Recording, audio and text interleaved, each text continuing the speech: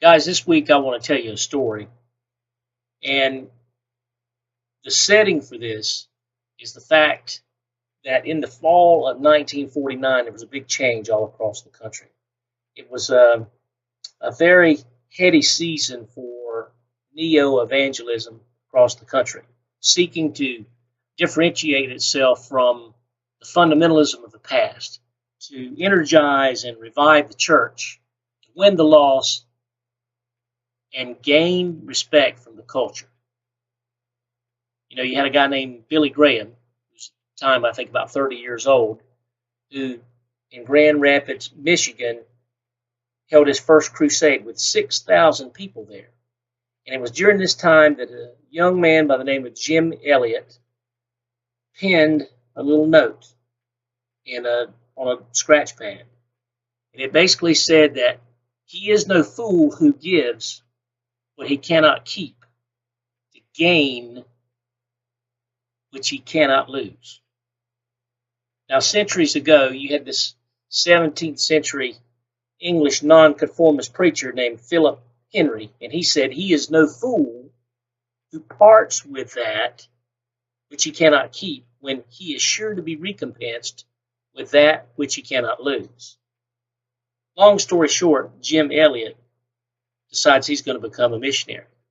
He goes down in the Ecuadorian jungle to reach out to this untouchable tribe, the Auca Indian tribe, also known as the Huranis. Elliot, when he heard about this tribe, which is isolated from the rest of the world, had a passion and decided this is where the Lord was sending him. The short story is they landed somewhere about, I want to say about 4.5 miles from the main Hurani or Auca Indian camp. It was near the Karari River. They met a few of the Auca Indians, traded some trinkets and some toys and some other provisions, hoping to entice them to come.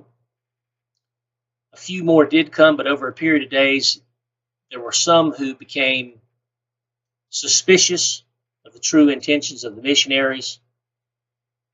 And along that river, on the 8th of January 1956, Jim Elliot was martyred along with 4 other missionary partners and friends. Now that in itself is a tragedy, but there was triumph that came out of that tragedy, and it's always stuck with me. Because a few years later, one of the men that had actually participated in the attack actually gave his testimony and gave his life to Christ. And one of the things that stood out that he said, because as he gave his testimony, he started counting on his fingers. I've killed 12 people with my spear,